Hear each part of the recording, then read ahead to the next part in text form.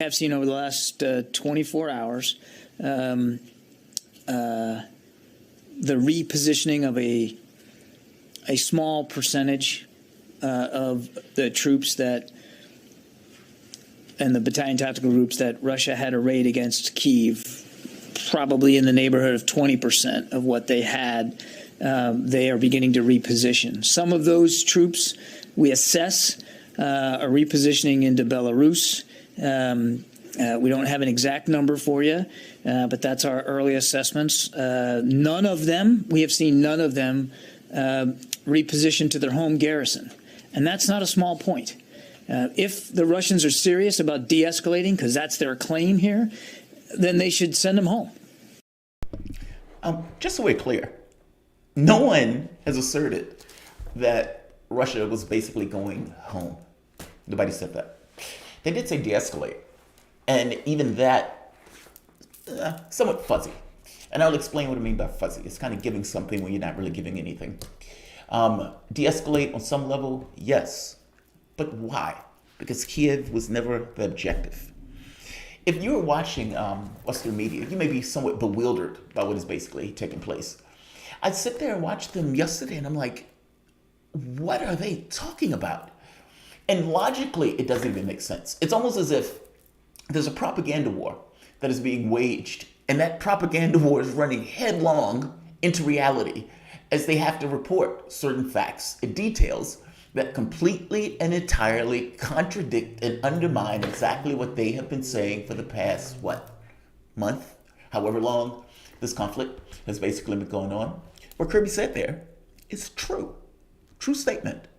Up until the point of making an assessment of what they meant by de-escalate. De-escalate is a fuzzy word. It's like freedom, justice. What do people mean by those things? Subjective.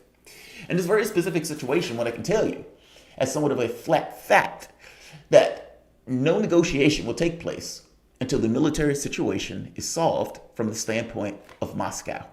Meaning, and by the way, when I talk about this is not me giving a moral judgment or a judgment of is this right or wrong in this kind of ethical, moral sense. It's not that. Those don't work all that well when kind of analyzing events on the ground in politics and that type of thing. Because people tend to go for exactly what they're trying to reach. And depending on how bad they want it, how far they're willing to go to basically get it. And those things are that much more precise or specific when it's issues of national security. So I don't necessarily have to say Putin did good or wrong or right. What are the events on the ground? What is taking place? And if I give a contextual analysis of how it all started and everything else, that is not the same thing as backing any particular side. There's a difference in those things.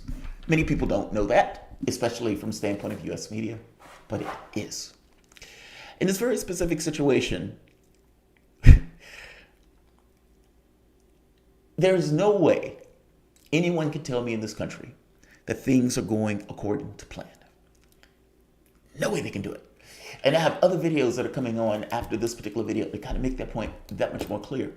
But Kirby is correct, at least up to that point. The military situation has not been resolved. Russia is doing this. Military and politics kind of go hand in hand. We will talk to you all day while we are finishing our military objectives. When those are solidified, we will have a conversation. We will come to terms. So yes, the peace talks will seem to make progress. And yes, there'll be things that might be offered and accepted. And they'll talk, and they'll talk, and they'll talk, and they'll continue to talk. And when it becomes extremely clear to Zelensky or the people who are basically telling Zelensky what to do, some agreement will be made. And at that agreement, Crimea will be clearly defined as Russian. The Donbass region will be secured from Ukraine and be identified as such, meaning these are independent nations, Luhansk, Donetsk. And there will be a land bridge going to it, and that's probably going to be through Mariupol in that region. I could be wrong, But up to this point, I have been pretty damn precise in comparison to what Western media has been doing. And the problem with their analysis, believe it or not, I can't tell if they are lying, meaning from a standpoint of just corrupt. They know what they're doing, but they continue to do it, meaning they're just flagrantly lying. Or if this is an ideological position where these guys feel our government is backing Ukraine, we helped overthrow Ukraine, so we must do our reporting in such a way that focuses on Ukraine. We got to back our team. I don't know if it's that. I can't quite tell what they are looking at. But I got to be honest. There is a fog of war, right? But the fog of war doesn't necessarily extend to just completely missing the framing and the perspective and even explaining real world phenomena that is taking place as a result of what is taking place in Ukraine based on us provoking that conflict. And that's what I want to get into. I want to talk about the concessions. That's what they are. That the Zelensky government is basically offering. And they will never be accepted under those particular terms. But the fact that he was offering anything at all should tell you who's likely winning. Welcome to the Soapbox.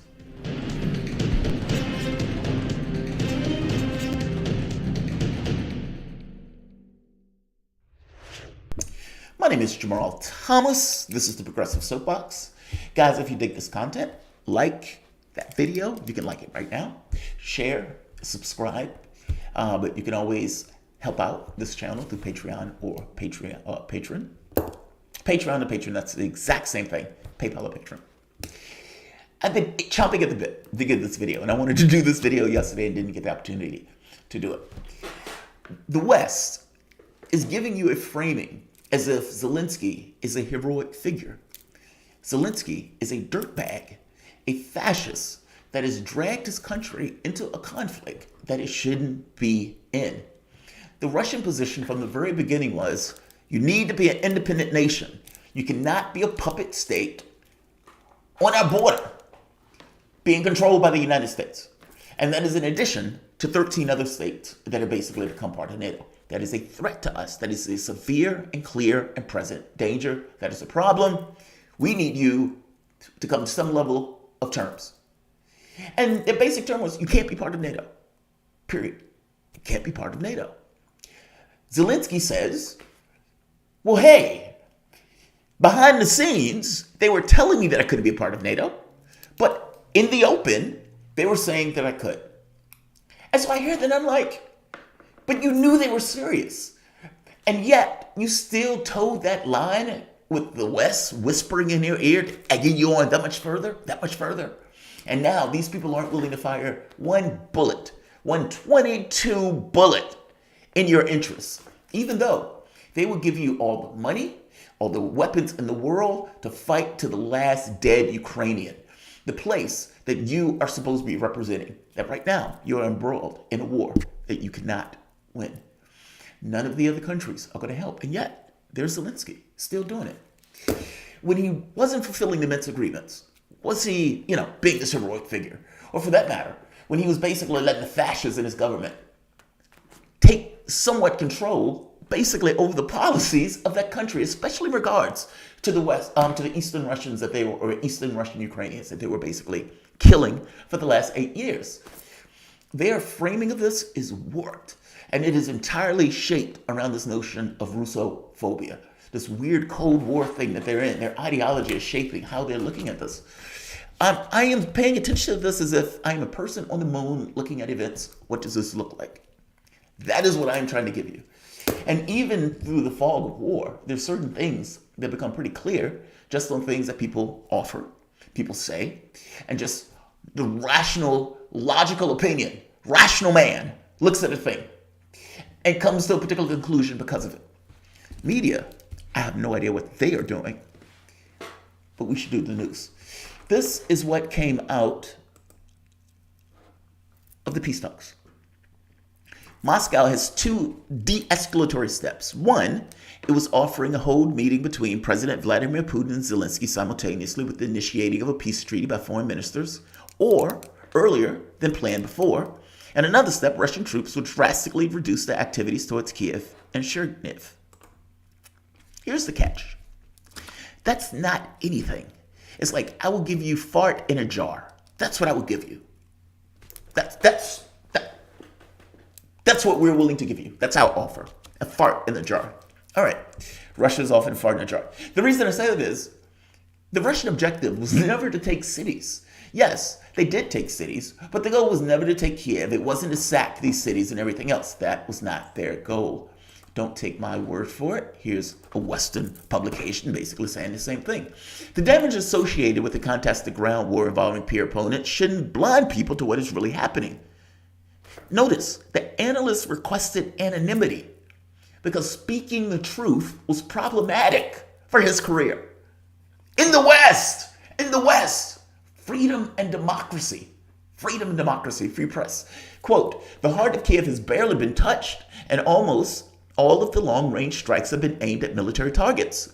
In the capital, most observable to this west, Kiev city authorities say that some 55 buildings have been damaged and 222 people have died since February 24th.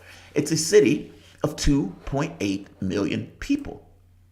He's like, look, I get the propaganda they're giving to you in the West. And no, don't tell my name. Don't show my face. No, can't do that. But the reality is, they're smashing the military. Now, who told you they were smashing the military? Right here. Me. I told you that. Yeah, they're smashing the military. Where is the focus of the conflict? The West is always showing you Kiev. What I have showed you and told you was that the conflict predominantly is taking place in the East. The goal is to liberate the Donbass region. And the majority of the Ukrainian military is in the East. And that is the one that is being surrounded as we speak and is being annihilated because Zelensky does not let them leave. Don't take my word for it. Here's another Western publication right here. The Donbass is one of the main places where the Russian invasion of Ukraine began 8 years ago. And it could, whatever. Wasn't a Russian invasion. But it could prove decisive in how it ends. Western defense officials and analysts say it's Moscow justice tactics and focus forces to surround Ukrainian troops fighting in the eastern region. They were always doing that. It started that way. I'm glad you finally realized that. It would be a significant blow to Kiev's war effort if Russia succeeded in defeating Ukraine's so-called joint force operation in Donbass. While the precise number of Ukrainian troops in the region is suspect to an information blackout, as many 40,000 troops. Actually, it's more than that. It's like half, if not a little bit more, of the military is in that region, is in the east. Of course it's going to be in the east, because one of the reasons that Russia responded was because they believed there was going to be an invasion in the east. I guess my point is, this stuff was clear early on, and they're now realizing, hey, it seems that we've been getting this wrong. Yes, you've been getting it wrong. What is Kiev offering? This is what Kiev is offering. Right here. The Ukrainian written proposals include a ban on production and deployment of weapons of mass destruction, as well as a ban on the deployment of foreign military bases in Ukraine, Medetsky told TASS. He later told reporters that Kiev's position also implies refusal to pursue a return of Crimea and Sevastopol to Ukraine by military force. Alex Chaley, member of Kiev delegation, said that Ukraine agreed to adopt a neutral and non-nuclear status if it were given security guarantees, which, quote, in content and form should be similar to Article 5 of the North Atlantic Treaty, basically NATO. The guarantee should envision military assistance and establishment of a no-fly area after 3 days of consultations in order to pursue a diplomatic solution. The guarantors, according to Kiev, should include permanent members of the UN Security Council. Right here. The guarantees wouldn't cover Crimea and Donbass, according to head of the paramilitary faction of Ukraine's ruling servant of the party, etc., etc. So what does that mean? It means, A, it's a non-starter. Russia's never going to allow this kind of no-fly zone stuff. Russia already has a no-fly zone, basically, over Ukraine. Non-starter, from scratch. But the fact that they were willing to say, look, the Donbass and the Crimea, okay, they're not going to be included in that. Basically, they put that on the table. That's the point that I'm trying to make. That's territorial concessions that weren't necessarily there, were actually, up to this point, a complete non-starter from the standpoint of Zelensky. if they're putting that on the table, it gives you some impression of how things are going on the ground.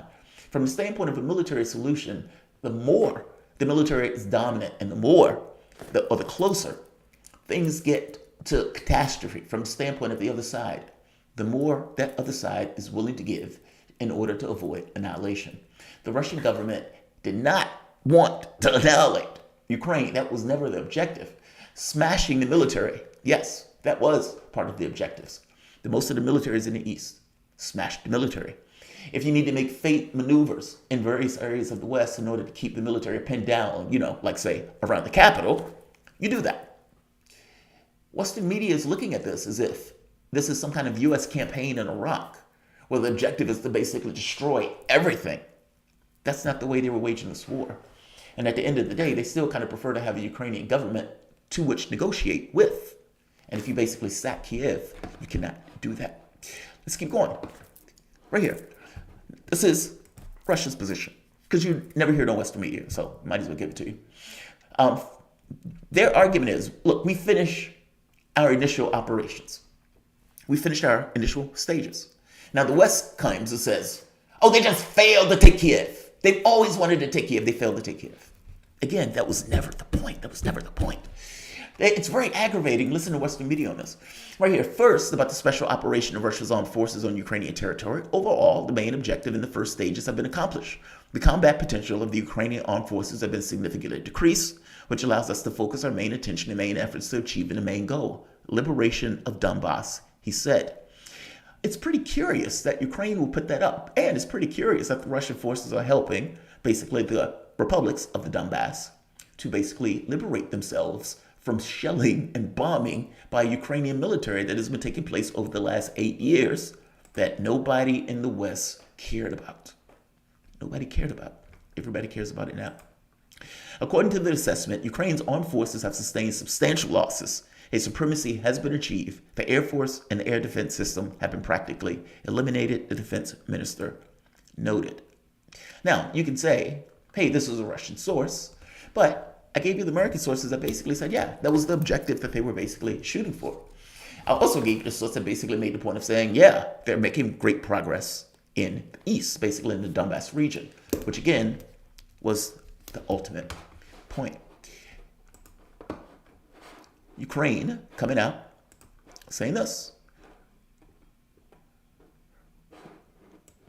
Russian forces have completely destroyed the Ukrainian defense industry and are, quote, finishing off, unquote, the civilian one, President Volodymyr Zelensky, Alex Richrovic, claimed on Thursday. Well, I don't think they would be claiming that for shits and giggles. So there is that. And just as a common sense thing, if you were really just trying to frame in your head, okay, well, what's more likely to be true? The Russian source or what the United States is saying about? And keep in mind, would the United States say anything positive at all about Putin, even if it was true? So when Russia comes out and says, look, we finished our initial military objectives. We've basically surrounded this place in the east. We have basically taken Mariupol, that's about to fall. They're completely surrounded, not going anywhere, and will be annihilated if the encirclement is complete. Kiev was never our objective. Those were more feinting maneuvers. And at the point where we finish in one arena, those troops will transfer to the other arena to settle our objectives. Is that more likely to be true, considering on the negotiating table, one side is giving a fart in a jar, and the other side is giving territorial concessions for the first time? What's most likely to be true? So I will leave you with that. And like I said, I could be wrong, but at the end of the day, these guys are going to talk and talk and talk and talk. And they will talk up until the point where Ukraine is willing to do a few things. They will be an independent nation. The military will be heavily degraded to the point where they will no longer be a threat, to which reason or whatever Russia considers in this case a threat, saying they are at war and they're not going to end this war until they get what they want in this regard. Donbass republics will be safe and secure. And for all intents and purposes, Crimea will be considered part of Russia. and will be acknowledged as such. The constitution of Ukraine is probably going to have to be changed to where NATO is no longer an objective. Meaning these are the things that take place.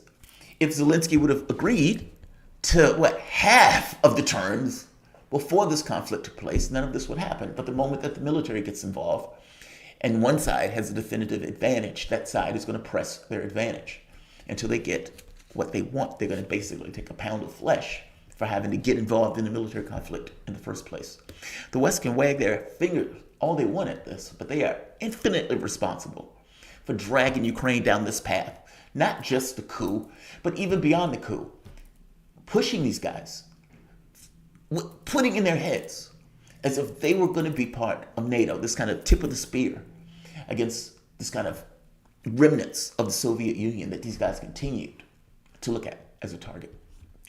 These are your works. These are your works. Blame Russia all you want. At the very least, understand the West's culpability in this particular conflict.